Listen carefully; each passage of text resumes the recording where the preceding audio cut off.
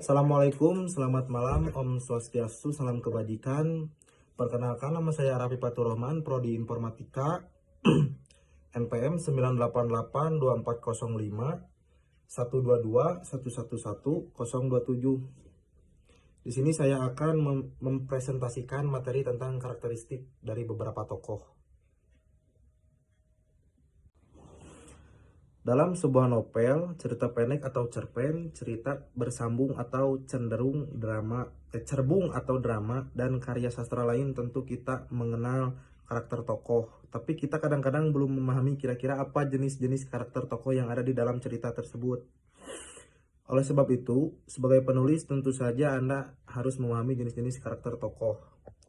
Sebelum membahas mengenai jenis-jenis karakter tokoh, tentu Anda sebagai pembaca atau penulis mengetahui bahwa tokoh adalah subjek atau orang yang mengalami kejadian atau terlibat di dalam jalannya cerita. Di dalam sebuah cerita, tokoh biasanya terdiri dari dua orang atau lebih, kecuali monolog. Tokoh-tokoh tersebut tentu saja memiliki sifat, watak, sikap, dan karakteristik yang berbeda-beda, seperti manusia pada umumnya. Oleh sebab itu, di bawah ini akan dijelaskan mengenai sebagai hal mengenai karakter tokoh, mulai dari pengertian karakter tokoh hingga sebagai jenis-jenis karakter tokoh. Yang kedua adalah karakteristik bisnismen dan leader. Seorang pemimpin di bidang organisasi maupun bisnis memiliki tanggung jawab yang besar, tidak hanya untuk bisnisnya, namun terhadap anggota yang ia pimpin. Secara definisi, pemimpin adalah pribadi yang memiliki kecakapan dan kelebihan di satu bidang sehingga mampu mempengaruhi orang lain untuk bersama-sama melakukan aktivitas-aktivitas tertentu untuk pencapaian tujuannya. Pemimpin dan kepemimpinan adalah suatu kesatuan. Pemimpin haruslah memiliki jiwa kepemimpinan yang kuat. Lalu, kepemimpinan itu seperti apa? Dalam bisnis, kepemimpinan merupakan titik sentral dan penentu kebijakan dari kegiatan yang dilaksanakan dalam bisnis yang dilakukan oleh pemimpin. Kepemimpinan adalah aktivitas untuk mempengaruhi perilaku orang lain agar mereka mau diarahkan untuk mencapai tujuan tertentu.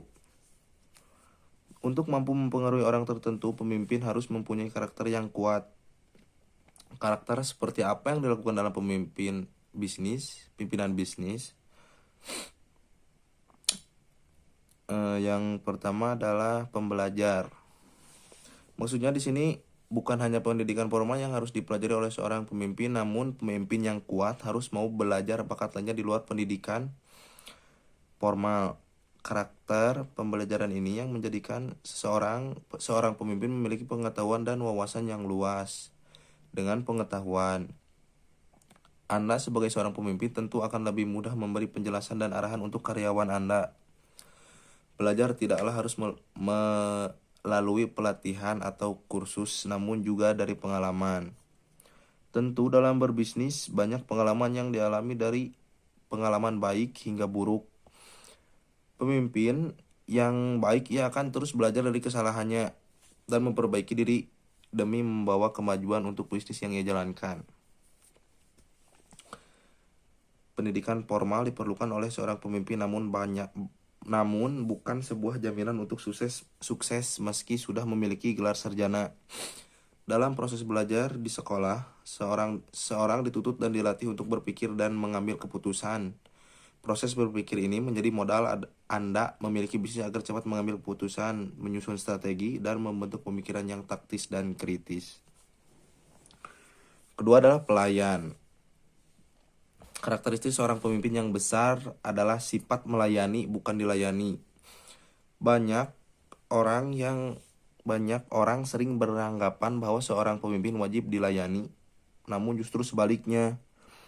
Pemimpin harus mampu melayani anggotanya dalam konteks profesionalisme bekerja.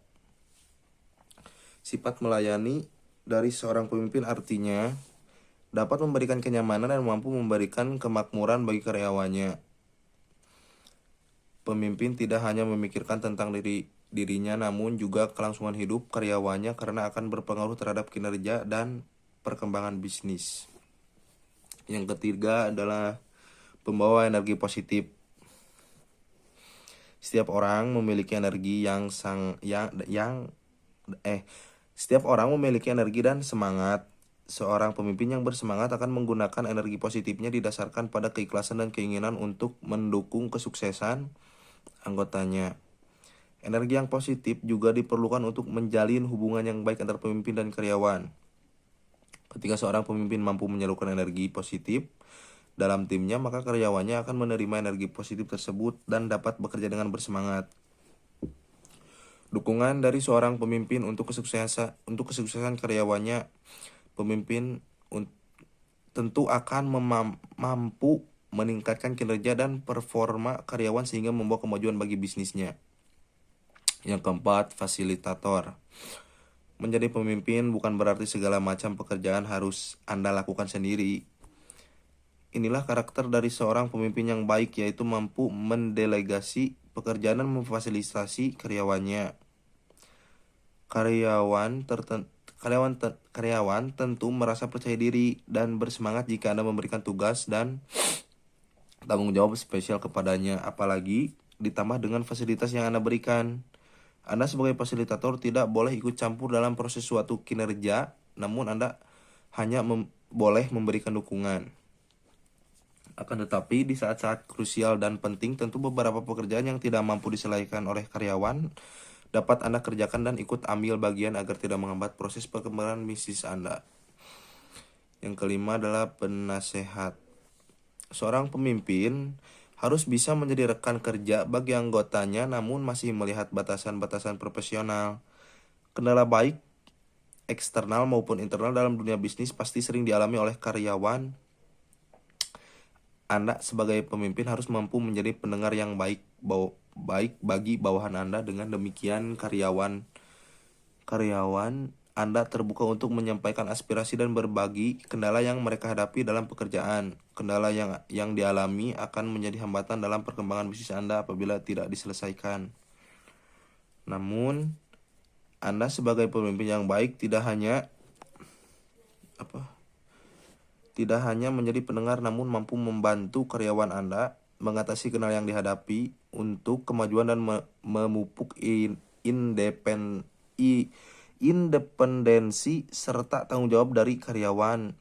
Ada baiknya mereka dilatih dengan sistem coaching dari Anda agar mereka mampu mendapatkan solusi dari masalah tersebut. Coaching untuk tim Anda bisa dilakukan oleh Anda sebagai pemimpin atau melalui pihak ketiga seperti GLC yang memfasilitasi pelatihan bisnis untuk tim. Dengan sistem coaching, karyawan dapat lebih independen dan digali potensinya untuk menyelesaikan masalah dan mengeksekusi pekerjaan dengan lebih baik dan bertanggung jawab.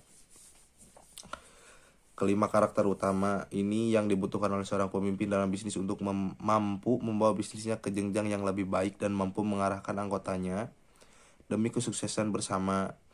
Masih banyak karakter lainnya untuk membentuk seorang pemimpin yang baik dan teladan.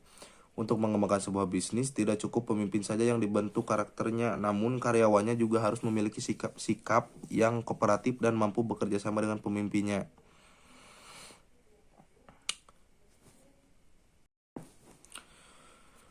Materi yang ketiga adalah tentang citra diri. Citra diri adalah konsep yang dibentuk di dalam pikiran kita mengenai seperti apa kita sebagai seorang manusia. Kita semua dapat menarik gambaran mental akan diri sendiri dan gambaran ini akan cenderung bertahan secara stabil seiring waktu kecuali kita mengambil langkah-langkah pertimbangan untuk mengubahnya. Citra diri kita penting dalam sebagian besar alasan, tetapi kebanyakan karena tingkat keakuratan dan keseimbangannya akan mempengaruhi secara signifikan kepada seluruh kesehatan psikologis dan karakter hubungan kita dengan orang lain. Ada banyak bukti bahwa bagaimana kita memandang diri sendiri menjadi hal yang benar-benar penting. Citra diri seseorang bisa menjadi tidak seimbang dan terdistorsi atau tidak sehat untuk banyak alasan. Sebagai anak-anak, kita khususnya sensitif kepada penilaian yang diterima dari orang tua, figur otoritatif lain, orang yang memiliki kekuatan atau pengaruh atas diri kita dan khususnya teman sebaya. Jika penilaian itu diberikan terlalu sering atau terlalu negatif, kita kemungkinan akan memiliki konsep diri yang lebih negatif.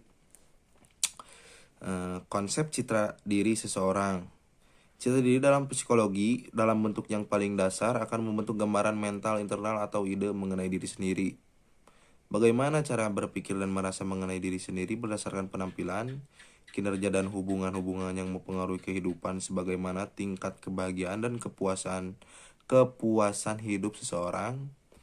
Setiap kali kita mempertanyakan mengenai penampilan diri, seberapa penting diri dan bagaimana kondisi diri kita, akan membangun dasar citra diri tersebut.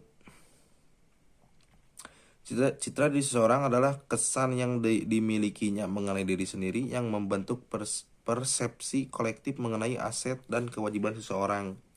Dengan kata lain, self-image adalah bagaimana seorang berdasarkan kekuatan dan kelemahannya yang kerap kali jelas melalui label yang diberikan diri sendiri untuk menggambarkan kualitas dan karakteristik diri. Misalnya, penggambaran seperti saya pintar karenanya saya dapat, atau saya pemalu karena itu saya tidak mampu, untuk yang merupakan beberapa contoh dari berbagai label yang disematkan kepada diri sendiri, dan kesimpulan tidak terhindarkan yang bisa dicapai. Dan kesimpulan inilah yang mendasari pemahaman positif atau negatif mengenai citra diri seseorang lebih jauh lagi. Label ini akan membentuk dasar dari kepercayaan terhadap diri sendiri. Citra diri seseorang tidak dibangun berdasarkan realita. Faktanya, citra diri dibangun akan persepsi seseorang mengenai kenyataan, dan itu dipengaruhi oleh bagaimana seorang tersebut mempercayai pandangan masyarakat dan orang lain terhadap dirinya. Jenis dan dimensi citra diri. Berdasarkan definisi mengenai citra diri, maka citra diri dalam psikologi terdiri dari 4 jenis yang kemungkinan bisa menjadi representasi yang akurat mengenai seseorang. Namun, bisa juga hanya beberapa atau tidak satu pun ada yang benar. Jenis-jenis citra diri tersebut yaitu: pertama, citra diri yang dihasilkan dari bagaimana seseorang memandang dirinya sendiri. Kedua, citra diri yang dihasilkan dari bagaimana cara orang lain melihat seseorang atau individu. Yang ketiga, citra diri yang dihasilkan dari bagaimana cara seseorang atau individu menganggap pandangan orang lain terhadapnya. Dengan kata lain, bagaimana ia pikir orang lain memandang dirinya. Yang keempat adalah citra diri yang dihasilkan dari bagaimana cara seseorang memandang anggapan dirinya sendiri, atau bagaimana ia ingin menjadi dirinya yang ideal. Citra diri juga melibatkan beberapa dimensi yang dipergunakan seorang untuk menilai keseluruhan dirinya sendiri. Dimensi dari citra diri dalam psikologi adalah: pertama, dimensi fisik. Apa itu dimensi fisik? Yaitu bagaimana seorang mengevaluasi penampilan fisiknya, baik itu dari bentuk tubuh, cara berpakaian, dan lain sebagainya. Kedua, dimensi psikologis. Bagaimana seorang dapat mengevaluasi kepribadiannya secara psikologis. Ketiga, dimensi intelektual. Evaluasi akan kecerdasan diri sendiri yang dilakukan sendiri. Dimensi keterampilan. Apa dimensi keterampilan? Bagaimana evaluasi yang dilakukan seorang akan keterampilan sosial dan keterampilan teknisnya. Yang kelima, dimensi moral. Bagaimana cara seseorang mengevaluasi nilai-nilai dan prinsip hidupnya. Dimensi seksual. Yang keenam, bagaimana seseorang merasa cocok dengan norma-norma maskulin atau feminim dalam masyarakat. Semua elemen dan dimensi ini menjadi salah satu cara berpikir yang mungkin dilakukan seorang mengenai penilaian akan citra dirinya. Peranan dan fungsi citra diri. Citra diri dalam psikologi bisa tertanam di alam bawah sadar seorang karena pengaruh orang lain, lingkungan, pengalaman masa lalu, atau sengaja ditanamkan oleh diri sendiri melalui pikiran sadarnya. Citra diri dapat bersifat positif dan membangun kepribadian seseorang dengan baik. Namun juga ada yang bersifat negatif dan merusak mental seorang. Peranan penting citra diri dalam kehidupan seorang antara lain yaitu: pertama, menjadi cetakan dasar kehidupan seorang sehingga ia akan menjalani kehidupan sesuai dengan gambaran mental dan citra dirinya.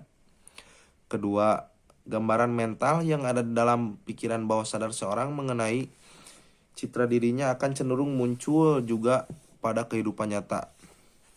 Yang ketiga adalah pencapaian dari kiprah seorang dibatasi oleh citra dirinya sehingga tidak akan pernah melewati batasan yang tergambar pada pikiran bawah sadarnya. Yang keempat, citra diri yang negatif akan menghancurkan seorang dan membawa kegagalan karena menarik unsur negatif ke dalam hidupnya, juga mengalami gangguan konsep diri.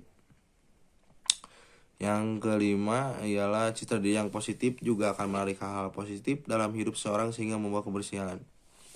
Fungsi citra diri dalam psikologi hanya akan bermanfaat dalam kehidupan jika citra diri tersebut positifnya dan realistis. Beberapa manfaat dan citra diri yang positif yaitu antara lain meningkatkan rasa percaya diri sehingga menjadi kunci utama keberhasilan seseorang, meningkatkan semangat dan gairah hidup karena mengetahui potensi diri sendiri, menumbuhkan keberanian untuk merealisasikan tujuan dan sasaran hidup seseorang, hidup lebih bebas dari ketakutan dan keraguan karena telah menemukan potensi dan kepercayaan diri, mencintai diri sendiri ketika sudah menerima kelebihan dan kekurangan diri sendiri, menemukan siapa diri kita akan membuat kita menemukan kedamaian dan kebahagiaan di mana saja. Menemukan potensi diri yang tersembunyi juga akan menjamin keberhasilan dan hidup. Hubungan citra diri dengan aspek diri lainnya. Citra diri dalam psikologi berhubungan dengan apa yang dilihat seseorang ketika ia bercermin. Namun sejatinya pengertian citra diri jauh lebih dalam daripada itu. Citra diri merujuk kepada bagaimana seorang melihat dirinya sendiri dalam tingkat yang lebih luas, baik itu secara internal maupun eksternal atau cara mengenali diri sendiri menurut psikologi. Menurut definisinya, citra diri adalah bagaimana seorang mempersepsikan dirinya sendiri. Citra diri adalah sejumlah kesan diri yang telah terbangun seiring waktu. Citra diri ini bisa menjadi sangat positif, memberi seseorang kepercayaan diri dalam pikiran dan tindakannya, atau negatif yang membuat seseorang mudah meragukan kapabilitas dan idenya. Hubungan citra diri dalam psikologi dengan aspek-aspek diri yang lain, yaitu konsep diri atau bisa disebut self concept. Citra diri terkait dengan konsep diri sendiri yang dimiliki seseorang dalam pengertiannya konsep diri adalah pengetahuan pribadi kita mengenai siapa diri kita, termasuk semua pikiran dan perasaan mengenai diri sendiri secara fisik, pribadi, dan sosial. Kedua hal ini berhubungan erat tetapi bukan kedua hal yang sama. Konsep diri lebih menyeluruh daripada citra diri melibatkan.